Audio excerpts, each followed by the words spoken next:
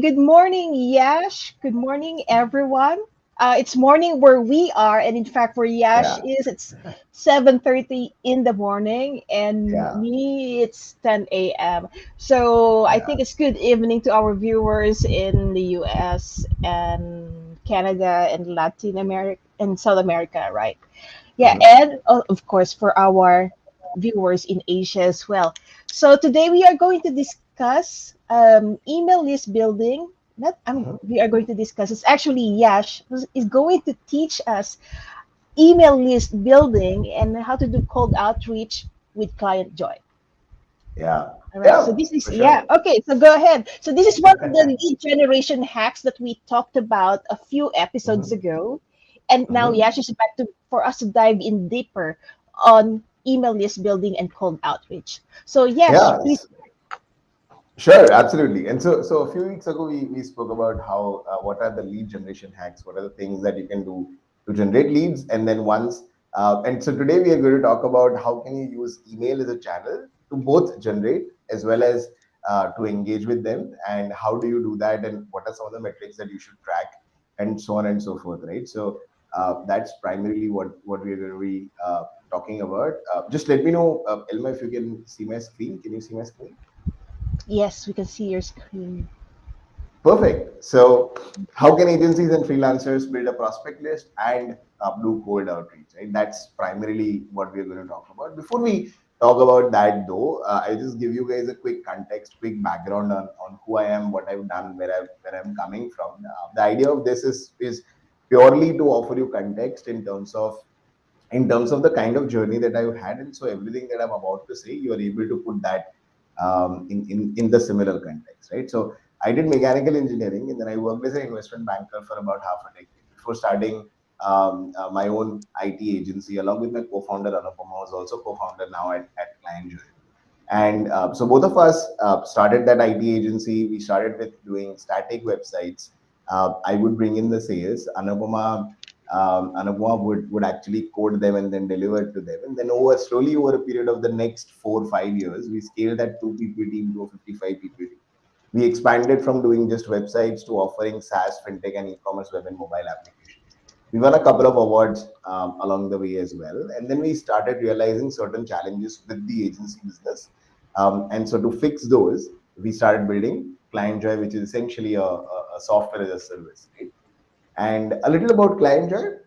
So as of now, Clientjoy helps over 4,000 agencies and 9,000 freelancers in 90 odd countries grow their business and manage their clients. The way that we help them do that is by helping them with visual sales pipeline, with email and scheduler, with email sequencing as well, helping them with e-signing proposals, estimates, and quotes and contracts. We help them with getting paid on time, with invoicing, with recurring invoicing, one-time split invoices and payments. We also have them manage their clients and set up a completely custom branded client portal which runs on their domain with their color scheme, with their brand guidelines, with their logo, with their custom CSS and so on and so forth. And it integrates with over 3,000 odd applications. We've got good ratings across Capterra, Google, and Trustpilot as well.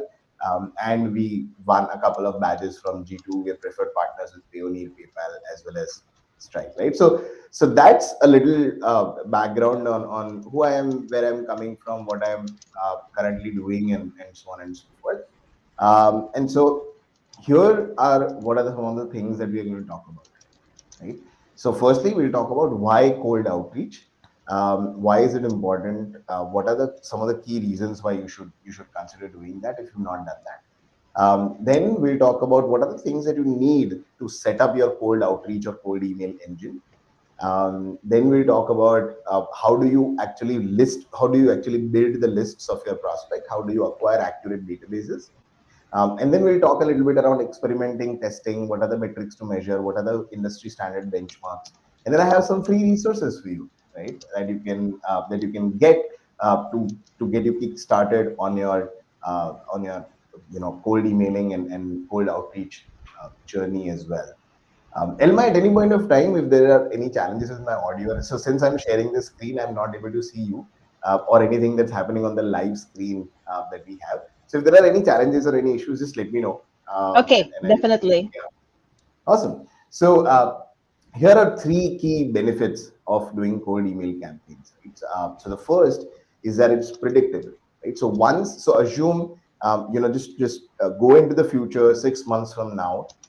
Once you once you know all the ratios that are there in place, once you know what the average ticket size of a client is going to be, once you know what are your closure rates, once you know how many people open the emails, how many people reply to it, out of those replies, how many are you able to convert.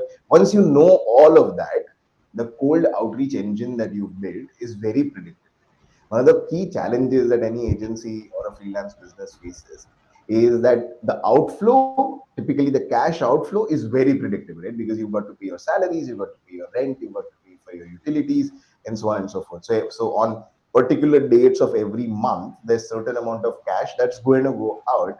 However, the inflow is not as predictable, right? And so that's one of the major challenges. And in our early days, also, one of the things that we realized by making mistakes was that cash flow and not profitability, right? So cash flow is actually king for an agency business, not necessarily profitability. And so cold email engine, cold email campaigns actually help you make sure that even your cash inflow is predictable, right? You can turn it up, turn it down, depending on the amount of bandwidth that you have.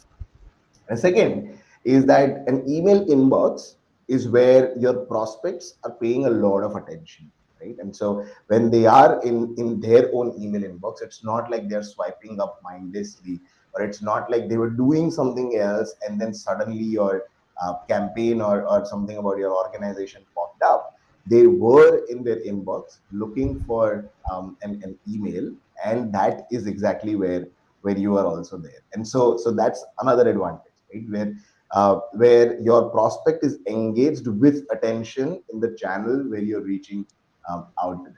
And the third is essentially this is a driver from predictable, but this is super scalable as well, right? So depending on the amount of sales people that you have, the number of people that are there for you to qualify, the number of people that are there to convert, the number of people that you have in your fulfillment, you can always scale this process up or down, which is something that I also mentioned when we were talking about predictability. So these are the three key benefits of running cold outreach campaigns, right? And along with this, I should also mention there are certain other smaller benefits, like the fact that it's not that expensive to do. This is one of the most economical ways to build a list of leads and prospects, and so on and so forth, right? So here's like when we used to run the IT agency, and when we were scaling from the 2 people team that we were to the 55 people team that we ended up becoming, one of the key ways in through which we would acquire our customers were referrals, so referrals from existing customers, but those were not predictable, right? And the second way was cold email or cold outreach, right? A cold outreach engine was what we had set up. And when I actually sat down to set this up, I felt that it is very, very complicated. It's very, very difficult. But then once I started doing it, I realized that it's not that difficult, right? So cold outreach and cold email campaigns are made to sound complex, so that consultants can sell their consulting plans and coaches can sell their courses.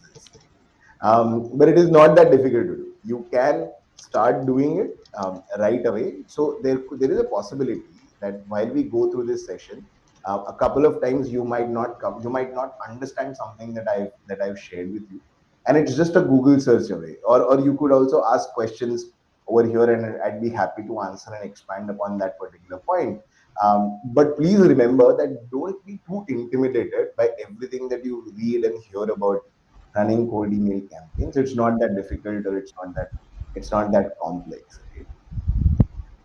It's important to remember that cold emailing is a learned skill and it's a practice, right? You know how doctors practice medicine and lawyers practice law. You never know the law, you never know all of medicine. And so it is okay if you don't know all of cold emailing or all of cold outreach. It is okay because it's a practice, right? You'll get better at it over a period of time. And it's a learned, it's not an innate skill, it's an acquired skill. You can learn it and you can acquire it. And so the only two things that you need to do is you need to be very diligent with your experiments. What are the kind of different experiments that you're running? And we'll talk about this a little as we go along as well. And secondly, you need to consistently measure the outcome of all the experiments that you're running. As long as you're doing these two things, as long as you are diligently running those experiments and you are consistently measuring the outcome, you can become a way, way better at cold emailing. So here are 6 use cases for doing cold outreach. Right? It's not just for sales. It's great for sales, of course. You can use it for your prospects, and you can write sequences and you can set this up as well. But then you can also use it for building links. You can also do cold outreach with ancillary blogs and build backlinks. You can also use it for fundraising. As a matter of fact, we've raised 3 rounds of equity financing, and all of those 3 rounds of equity financing, the lead investor in those 3 rounds, I reached out to them via cold email. Right? Another is recruitment. So attracting good pool of talent. If you write genuinely good cold emails, it will help you stand out. This, I don't think, is a challenge in the market that we are in right now. But in case if it happens to be a challenge in the market that you are in, then do consider using cold email outreach engine for finding good talent as well. You can also use it to find good influencers, right? And then in case if you're looking for a job, you could do this as well, right? So these are the 6 different ways. Primarily, we are going to talk about how you can use it for sales, but you could use it for a couple of other things as well. So, sorry. So here are 3 things that you should keep in mind before you start your cold email engine. The first is the ICP, right? It is important to have total and complete grasp of who your ideal client persona is. And it's not necessary that you only have one ICP. You could have multiple ideal client personas as well. And then you could do cold outreach for all of them at once or sequentially. That's completely up to you. But you need to know what do they think and feel, what they say and do, what they like and don't like. And you need to use that when you're writing the copy, when you're writing the subject line, when you're doing all of these things. The second is the copy, right? So basis your testimonials, existing client interaction, and case studies. Figure out what about your services resonates with your client. A lot of times, and not even a lot of times, most of the times, what you think you are selling and what the client thinks that they are buying are two very different things, right? So, as an example, I'll just give you a very simple example of Clientjoy.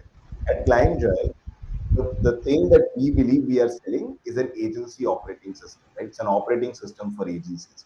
But if I start selling agency operating system on my website to the clients or to the people who are visiting the website, it does not resonate with them, right? So what resonates with them is what we have right now put up on our website as well, that it's a prospect to payment platform that's better than Excel and simpler than HubSpot, right?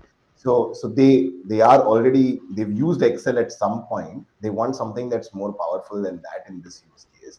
And typically they've used some or the other CRM as well, more often than not HubSpot, and they always wish for something that is simpler than that, right? And so that is exactly what we say even on our website, that it's better than Excel, simpler than HubSpot, right? And so make sure that the copy that and the way that we realized this was by reading through the testimonials that we were getting on our wall of love or on our Trustpilot Capterra G2, by reading through the email and questions that we were getting when we did our AppSumo launch or even on our website and support, and by reading through case studies and talking to customers, right, we realize that when we say agency operating system, it does not mean, while it is accurate as far as what we are doing, but it does not mean anything to them, right? And so what means is this, and so when you're writing your copy, just make sure that you talk in terms of your client and what they are looking for, and not in terms of what you're selling. And the third is tools.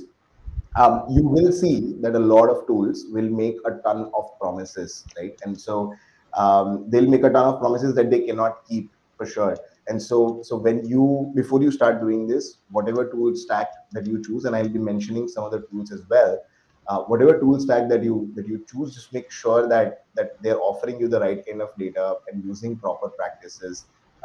So we'll talk a little bit about about this as well. We've burnt our fingers using the wrong tool stack, and it's super expensive. Not necessarily from the licensing cost of the tool, but the kind of impression it creates in front of the people that you're reaching out, and more importantly, it sometimes ends up hurting your domain as well. So that's something that I strongly recommend you do good research about. Right now, we'll talk about some of the aspects of cold email. So setting up your cold email, what are the personas and databases? How do you build the list? We'll follow that by some examples of copies, A/B testing, and then what are some of the things that you should measure, and what are the industry standard rates for those measurements as well. Elma, are we all good up until now? Yes, all good, but there's one question, and it's Sure. strange that it did not appear here. Okay, what is a market accepted? What is a That's the market question. acceptance? Yes.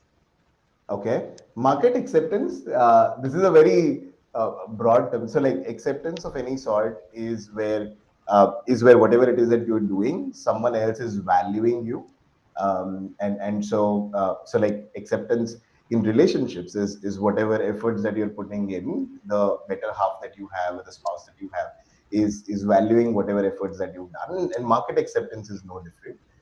Whatever product or service that you're bringing to the market is valuing that. So a good way to think about it is that if people are willing to invest their time or invest their money in any way, shape, or form for whatever it is that you're offering, I would call that as market acceptance.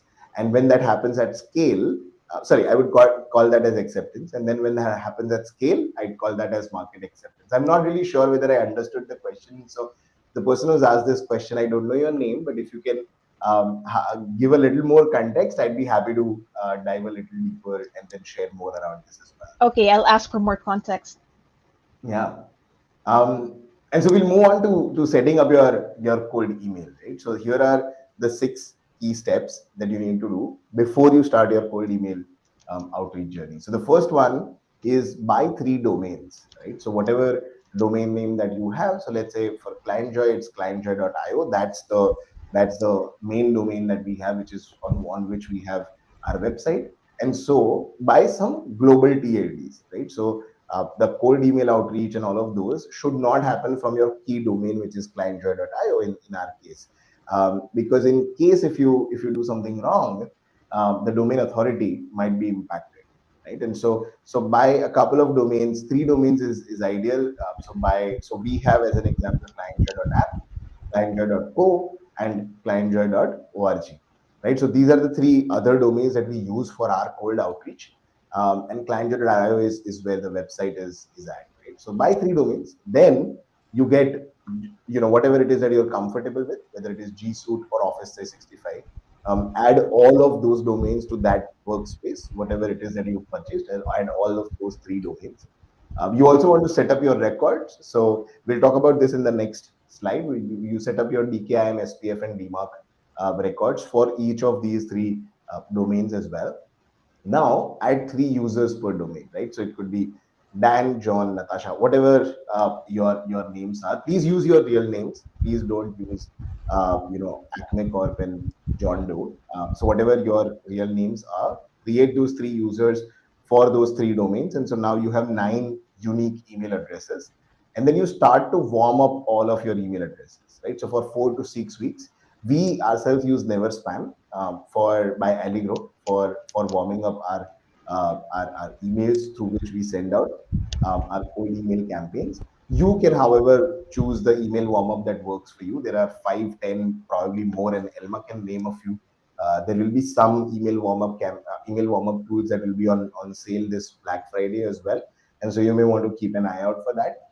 We ourselves use Never Spam by Allegro, and so put all the 9 email addresses that you now have, which are of 3 users across 3 domains, for warming up for 4 to 6 weeks, right? And then we'll start building the sequences, which is our next aspect of the conversation. But first, let's talk a little bit about warming up your domain and why that's important, right? So a little bit about warming up. So warming up is primarily where the tool or the platform will send emails that are human sounding emails from your email, from the email that you've configured, to their internal emails, or they'll have other users, and then there will be a very healthy email exchange that will continue to happen amongst its own users, right? And so when you do this for 4 to 6 weeks for all the 9 email IDs that you have, it basically sends a signal to Gmail and Office 365, so like to Google and Microsoft servers, that these are genuine email IDs through which people are using it to write emails, right? Genuine emails. And so slowly and gradually, your domain authority or your email authority kind of starts growing as well. And so if you just buy a domain and then start doing your cold outreach, all of your emails will start going into spam, right? And so you don't want to do that. And so you want to warm up your domain. The next we talk about. Sorry, Elma, were you saying something? Actually, there are a couple of questions regarding the Sure, market acceptance. sure, And sure. okay, so what is the accepted, or what is the standard open rates and click rates for promotional emails? Do you have the information on that? That's a great question, and I have that. I have those industry standard open rates, click rates, reply rates, and deliverability rates towards the end of this session, and Okay, I'll ask you to stick around. okay, But I have that as a part of this session itself, and I'll talk about that in a bit as well. Are there any okay. other questions, Elma? And the other one is regarding email sequence. Can it Mhm. can it be designed for 6 months with 13 emails in the entire sequence, or would 13 emails. 30 emails Oh, 30. Oh, wow. within 6 months? I would strongly recommend not doing that. Mm-hmm. So 30 emails and 6 months is something that you should not do. So typically, a good way to go about it is that every sequence of you should end within 20 to 25 days max. And so the goal. Let me take a step back and let me explain to you the way sequences are designed to work. Right. So the primary agenda of a sequence is to reach out and then automatically follow up if the response does not come, right? And so what are the reasons that the response could not have come, right? So the first reason could be that whoever you reached out to, they are not interested in something like this. The second reason could be you reached out to the person who was traveling at the time. The third reason could be you reached out to a person who's interested but who was busy at that time, and that's why they were not able to respond, right? These are the three top reasons why someone is not in a position to respond. So in the first one, if you have 29 more emails, and over the next 6 months, they are going to be very irritated, and probably from the sixth or seventh mail onwards, they're going to start marking you as spam, right? Which is something that you don't want. In the second case, which is where they were traveling and they did not get time to check out, they'll not travel for more than 15 days, right? At some point, they're going to come back. And so you want to have a couple of follow-ups on the 18th day and the 20th day and the 25th day, and that's okay. But beyond that, if someone is traveling beyond that, then you have to hope that at some point they'll come back and respond. And the third one, that they were busy and they want to work with you, or they're interested in what you have to offer, but they were busy at the time you reached out, and so they were not able to respond. So for the third case, a couple of follow-ups, like 4 or 5 follow-ups, are good enough. Right? So that person who was super busy at the time of the first outreach will become a little more available. On the third day, on the seventh day, on the 15th day, on the 19th day, and on the 25th. A person you cannot be reaching out to a prospect who's busy for more than 25 days or 30 days at once at a stretch. Right?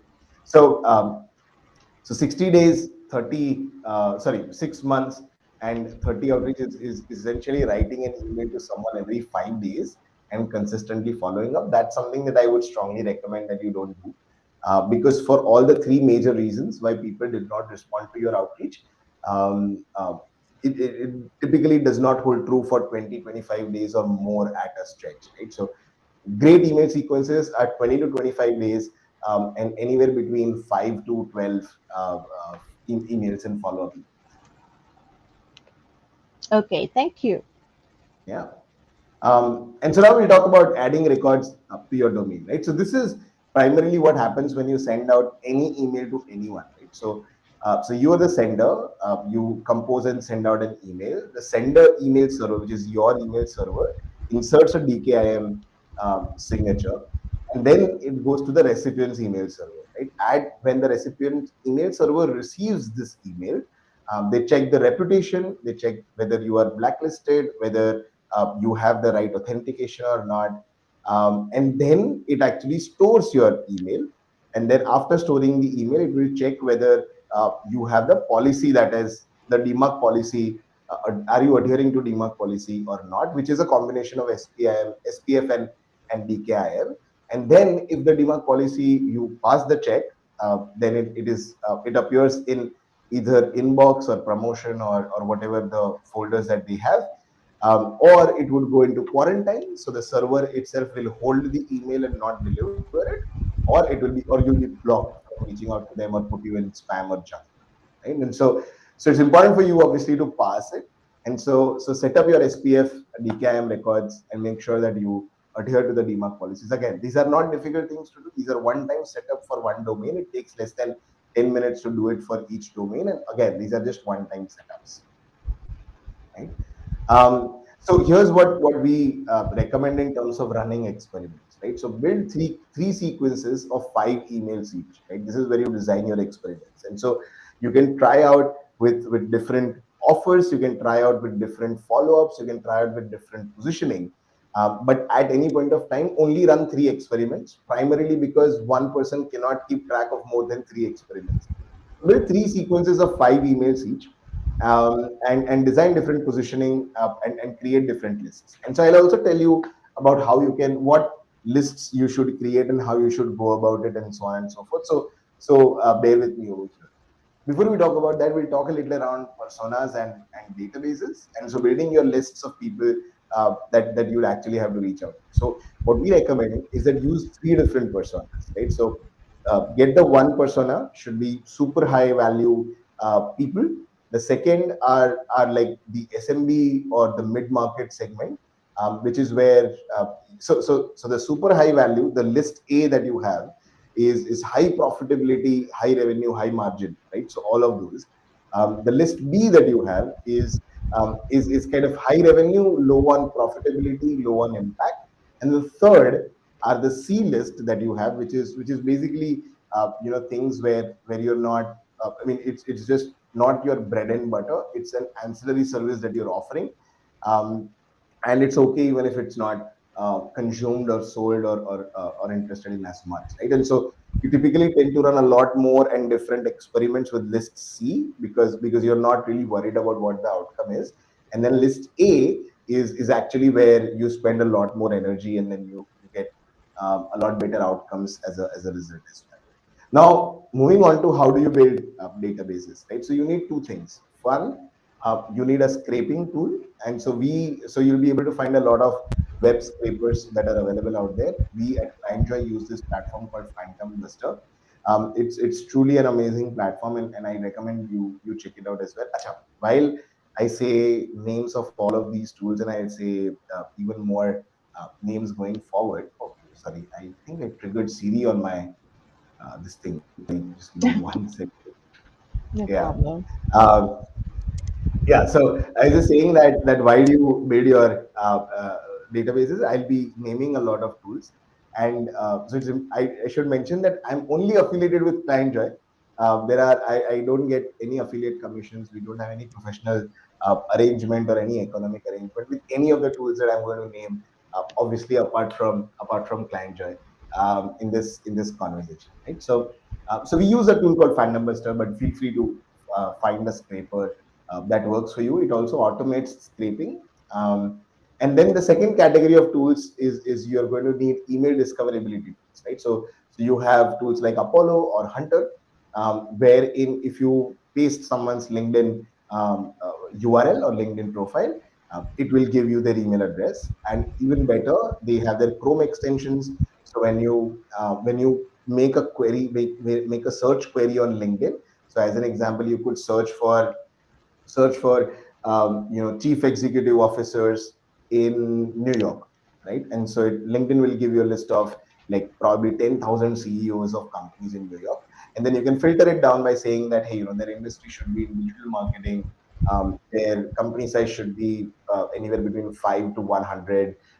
And they should be in operations for more than, let's say, 5 years or something like that. When you filter those out, and let's say LinkedIn comes back to you and says, hey, here are 150 people who are CEOs of digital marketing companies in New York that have been in operation for more than 5 years, have anywhere between 5 to 100 employee strength, right? And so here are the 100 people that you are looking for. And then Apollo and Hunter will actually give you email addresses of those people, right?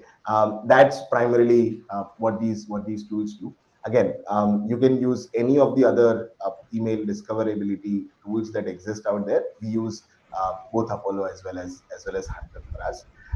When you're extracting the list, you want to keep the properties to the minimum, right? So you don't want a lot of things. You just want first name, last name, email, phone number, company name, right? These 5 properties. You don't need anything more than that. You want to keep it simple. Just because LinkedIn offers you like 30 different things about them, you don't want to capture all of that and then upload in whatever CRM that you're going to use to reach out to them. And the last is validating your list, right? So before you actually start reaching out to them, sometimes both Apollo and Hunter are wrong. People change their email addresses far too often than we'd like to think. And so sometimes email addresses work, sometimes they don't. And so before you reach out to them, you want to validate that. We use Fably, and this is also something that we'll talk about. But you can feel free to use any of the other tools as well, right? So these are the 3 different personas, right? So you want to have the list A, which is high value. You find 200 such people, right? Medium value, which is kind of high revenue, low margin type situation, which is where you reach out to like build a list of 400 people. And then low value is 800, right? Which is ancillary services that you have. That's where you'll run most of your experiments and try to figure out whether this is valuable or not. And you want to offer different positioning for different personas after figuring out what is it about your services that people value the most, right? And so this could be the mix, 200, 400 and 800 between high value, medium value and low value, right?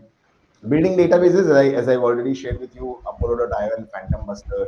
uh, Build is get as many valid emails as possible. You can put this in your criteria, just like you put it in your LinkedIn as well. This is something that I already explained, and integrate it with your CRM, whatever it is that you're using.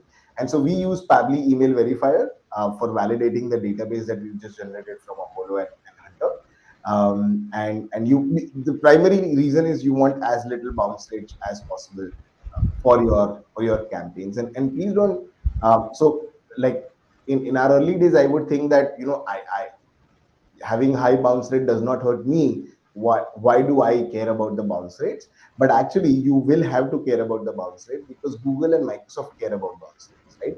The way that they figure out the bounce rates is, let's say if you reach out to 100 people, out of those 100, let's say 60 people had were using Google servers. So their email ID was either gmail.com, or their email ID was their company domain.com, but that was hosted on a G Suite, right? All of those 30, 50, 60 emails that went to the Gmail server, Gmail knows that there's this domain called john at the rate youragency.com that's reaching out to 100 people, and out of that 60 are coming out to Gmail servers. Out of those 60, 10 are bouncing, right? And so that impacts your domain authority as well, and so you want to make sure that your bounce rates are as low as possible.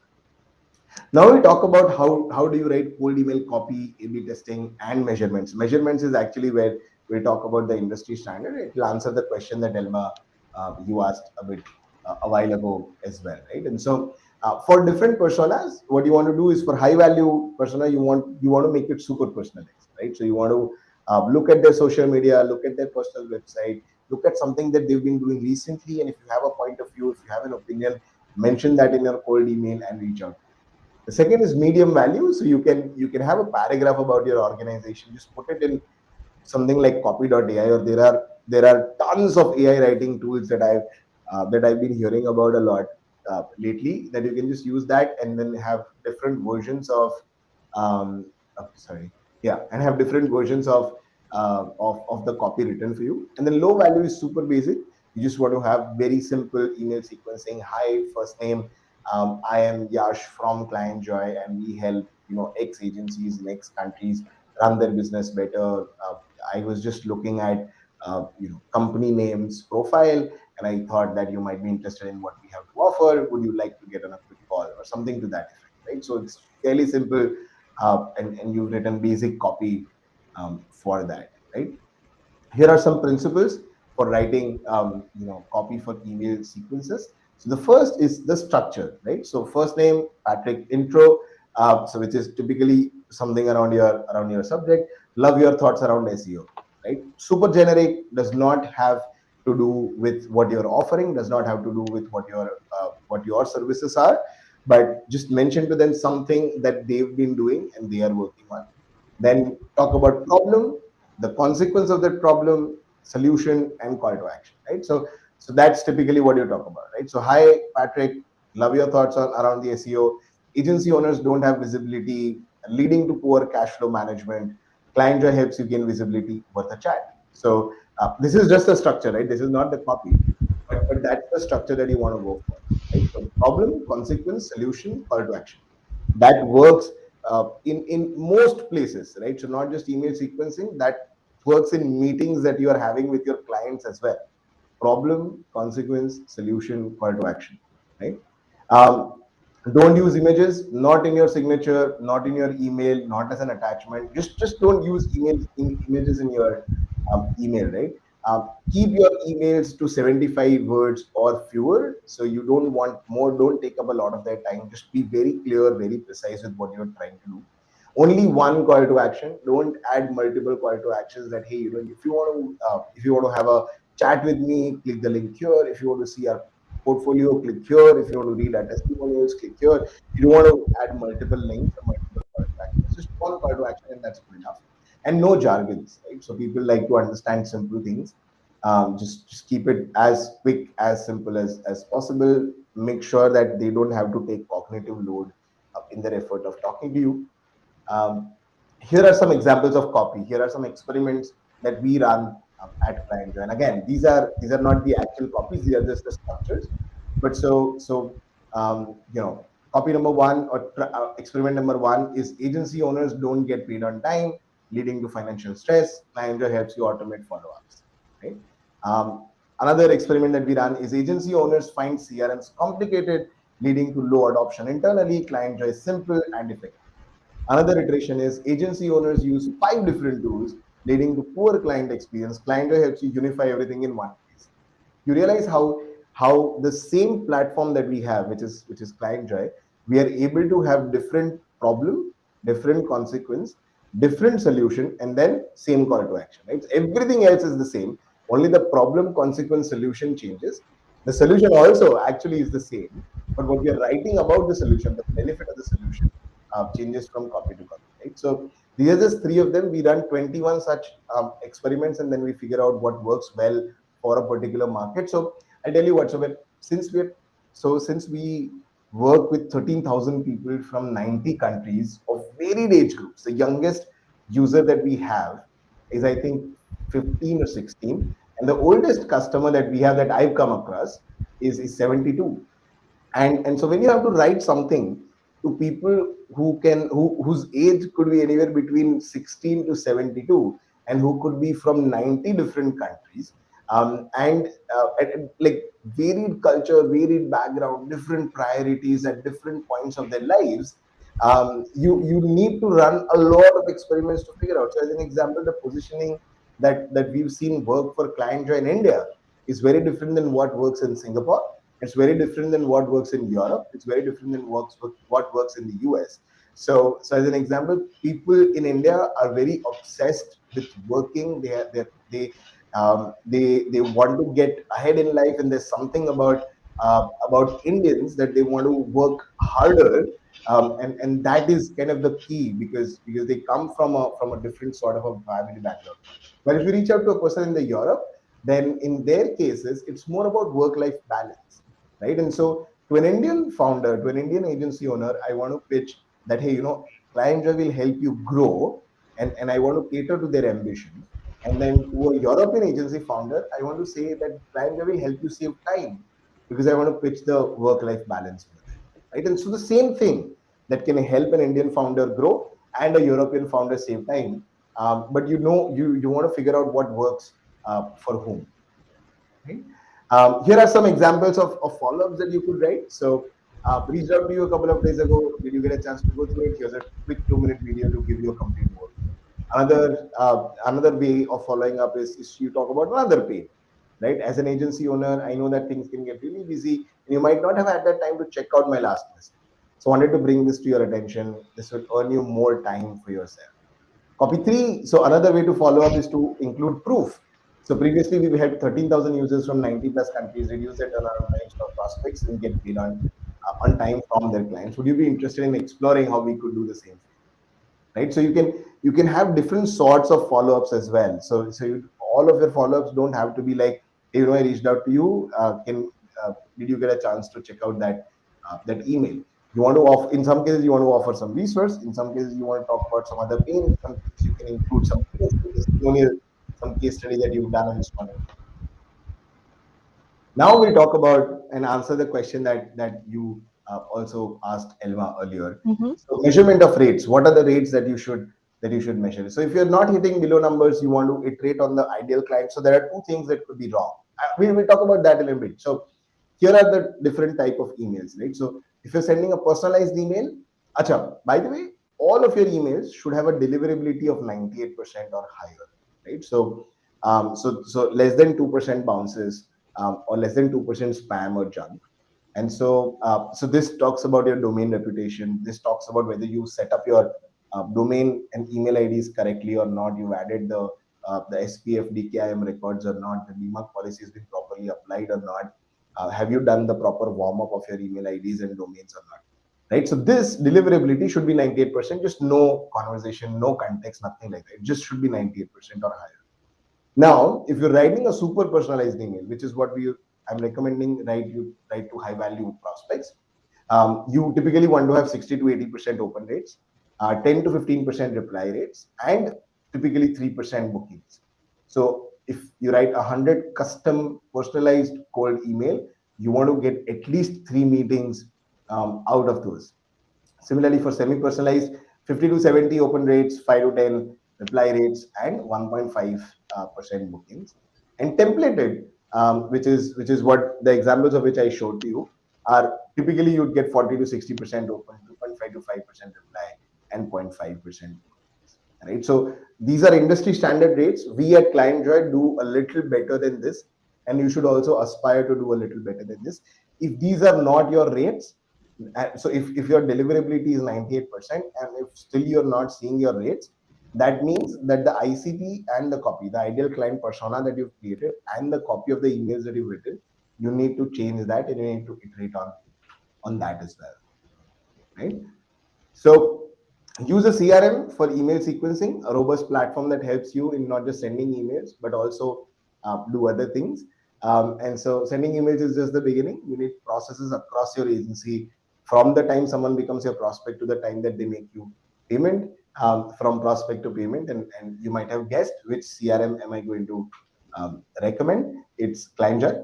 But before I talk about Clientjoy, I promised some free resources for you, and here they are. So just head over to clientjoy.io/universe, and you'll find over 17 free resources, including 150 plus cold email templates, 300 plus Excel sheet templates, 700 plus PPT templates, 420 plus social media post ideas, 100 plus invoice templates, and so on and so forth. So all of these are completely free for you to get. The goal, the goal for Universe is for us to become the largest resource library that is accessible and available for free for freelancers and agency owners, right? So feel free to share those resources with your peers as well. Now, very quick note on how Clientjoy can help reduce your turnaround times by 18% and improve your conversion rate by 10%. Right? That's primarily the business that we are in. So with using Clientjoy, you can manage your complete sales pipeline, make sure that no opportunities fall through the cracks. With a visual sales pipeline, you can create and send email sequences. So once you've bought the 3 domains and you've created the 9 email IDs and you've set those up for email warm up, and then you've gotten the list of prospect built using LinkedIn and Apollo and Hunter and Phantom Buster. When you've done all of that, when you've written copy and you've written, you know, your ICP, and you've done all of that, once all of that is done, you can then come to Clientjoy and then import the list, create the email sequence, and then set it out. Right. So you can do all of that within Clientjoy as well. Make sure that you are available. And we'll talk about scheduler. So you can also create scheduler within Clientjoy, which is essentially Calendly. So you can so Clientjoy also offers you your own Calendly within the platform as well. You can get your quotes and proposals e-signed. So once you get some amount of interest, you can send templatized and impactful proposals that your clients can sign for you, and that you can track as well. You can create custom client portal, as I mentioned earlier. You can host it on your custom domain. It will carry your logo. It will carry your brand guidelines, your colors, your custom CSS, custom JavaScript, and so on and so forth. You'll be able to manage clients and see their activities as well. You'll be able to get paid on time, raise one-time split or recurring invoices with payment links to integrate with Stripe, PayPal, Payoneer, Razorpay, and Instamojo. As well, you can create subscriptions with Clientjoy as well. You can schedule automated reminders so you don't have to follow manually for all of your payments. And the primary idea is that sum of parts is greater than parts of the sum. Right? So the fact that you're able to do what you do with Invoicely and PandaDoc and Calendly and HubSpot and Pipedrive, you'll be able to do all of those within Clientjoy in one single place, right? You can use the code non-tech techie to get 15% off. It applies on all plans and for all future purchases as well. Just want to make that clear. Just last one thing, you can consider joining our community. It says 1.4k plus, but it's about 1.5k plus now. So we run a community of 1500 plus agency owners on facebook.com/groups/clientjoy. Do consider joining that. You can also check out the Agency Show podcast on anchor.fm/clientjoy the agency show. So that's I think it from my side. Would be happy to uh, would be happy to. Oh, how do I stop the? Oh, okay, I'll stop it. One moment. Okay. All right, we are back. So yes, thanks so much. It's very detailed, and for me, actually, cold email is not something that I've done a lot in the past. So I Okay. really learned a lot on this one. So Hmm. okay, so someone is thanking you for all the information, especially on the technical sequence emails that has to be done so that Yeah. we hit the inbox and not the Yeah. spam Yeah. folder. So that's really Yeah. important. And some of my key takeaways are, well, this is really blew me away. I didn't even know that I need to get 3 domains. Oh Always yeah. use my .com when emailing someone. I never knew Yeah. that I have to get at least 3 domains. Yeah. I actually didn't know how to warm up email. So what you taught me today is really useful. And that, okay, we have to, okay, so we need to have a sequence of 5 to 12 emails between 20 to Hmm. 25 days. These are Yeah. very important information that, thank you for sharing with us, because this is not Yeah. something that Sure. we find, easily anywhere.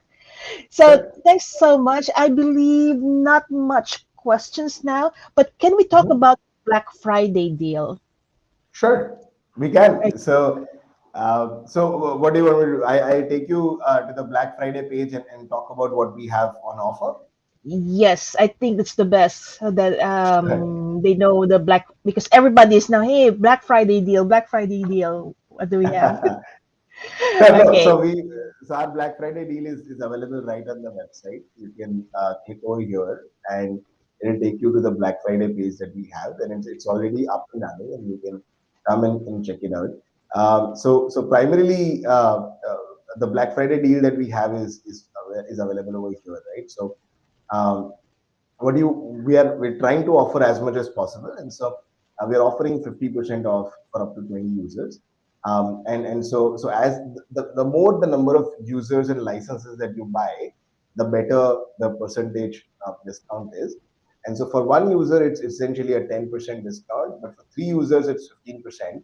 And again, I should also explain that this discount does not include what you get with the non-tech techie community, right? With Elma's community. So whatever, so let's say if you buy the 589 plan with 5 users, you'll be able to add on top of that another additional 15% discount with non-tech techie as a coupon code.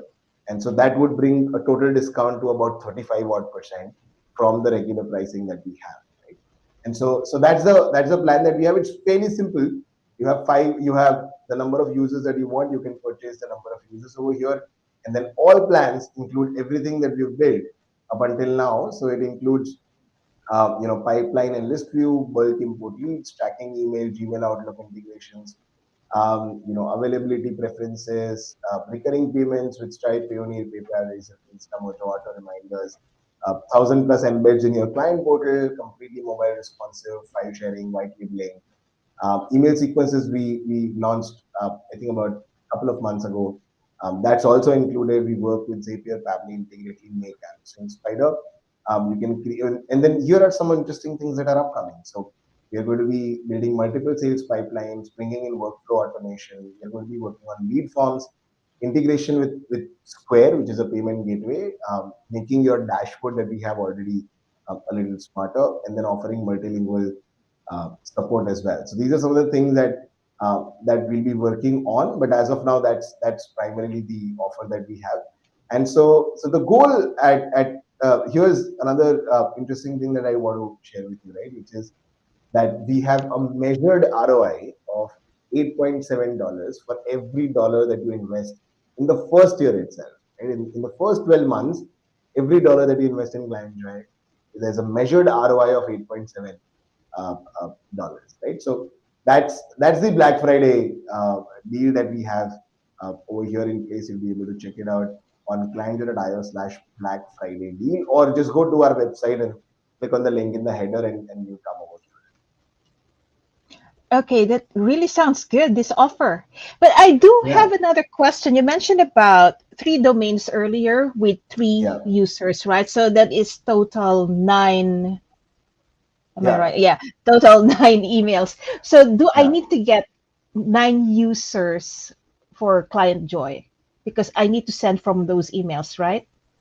So we ourselves, so it depends on the size of the list that you're building, right? So Mm-hmm. for the 1,500, so let's say if you're starting with 1,500 emails that you want to send out per day, you need a total of 3 different email IDs, right? So each email ID can send 500 emails per day, right? So up until so you don't want to send more than 500 emails, because then you start attracting unwanted attention.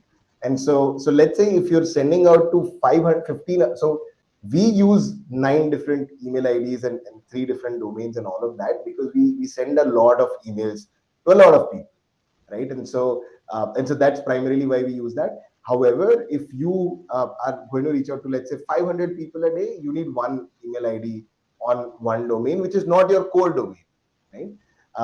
And then you could run different sort of experiments. The reason why we still, however, recommend that you start with three, or you start with different email addresses, is so that when you're warming up, when you are scaling up your cold email engine, you will already have email IDs and domains that are previously warmed up already. You don't want to waste another 4 to 6 weeks at the time when you're looking to scale up. Okay. Now I have another question on that because I am in Hong Kong and actually the staff turnover can be quite high over here. Like Yeah, almost every year we need to hire a new person, yeah, and therefore the email ID would change. yeah, So yeah. how do we handle that on the cold email perspective?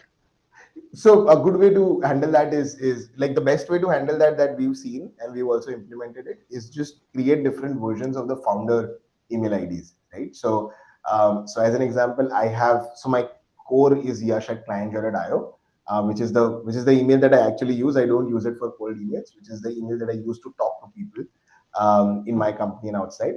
And then I'll have yash.s, which is Yash Shah is my full name, and so I have yash.s at clientjoy.app, and then I'll have ys at clientjoy.co, and so on and so forth. Right. So different versions of either founder emails that could work, or the other way that you could also go about it is you instead of is that a lot of times clients like India is service economy, and so for people who are outside of India, probably in the US or in Europe, might not want to do this, but since India is a service economy, we talk and I think China as well. China is manufacturing, right? So, but I think China also has or Hong Kong also has a lot of service companies or We also services have a for lot of service companies, yes. yeah, and so it's a very common practice. So, and both our nations don't have names that can be easily pronounced by people who don't belong to our culture. And so it's a fairly practice that people change their names, right? And so they typically instead of me, if my name was Rahul, I just call myself something else. And so things like that can also be done, right? So you could have three consistent names. So as an example, John, Dan, and Natasha. These are your three consistent names, and then whoever is filling in for those roles, their name even internally within the organization are John, Dan, and Natasha. So when they're talking to people outside of the company or even within the company, that is what their names are, because that helps clients also pronounce it easily, and it's fairly familiar as well. I don't. It's a practice. I don't necessarily. Uh, I'm a big fan of that practice because like my name is my identity, and I don't want to change that. I'm okay writing emails from in someone else's name. That's completely fine. But yeah, so I think the founder approach is a little better. So you could have l@nontechtechie.com, elma@nontechtechie.com, and so on and so forth. You could do this. Got it, got it. Yes, so yeah, I think I just want to ask that because I haven't done this. I haven't done cold emailing this way before, and there are Mhm. some like the staff turnover where I am is really pretty high. Yeah, So yeah. I'm not sure if this is happening in the rest of the world, but here is definitely high. Oh, it Okay, happens. so oh, it happens here there too. Okay, Yeah, yeah. so again, thanks so much, Yash. I learned a lot today, and I'm sure our viewers learned a lot today, and they are Mhm. thanking you for all the information, Awesome. very the exact specific information. And we see you again next week, Sure, right? absolutely. We'll be going live again next week and looking forward to answering some more questions next time. Right. And next week we are going to talk about how to sell without selling or consultative selling. Consultative Sunday. Yeah. Thanks, Yash, and thanks everyone. Again, thanks for tuning in and see you next week. Bye bye. Bye bye.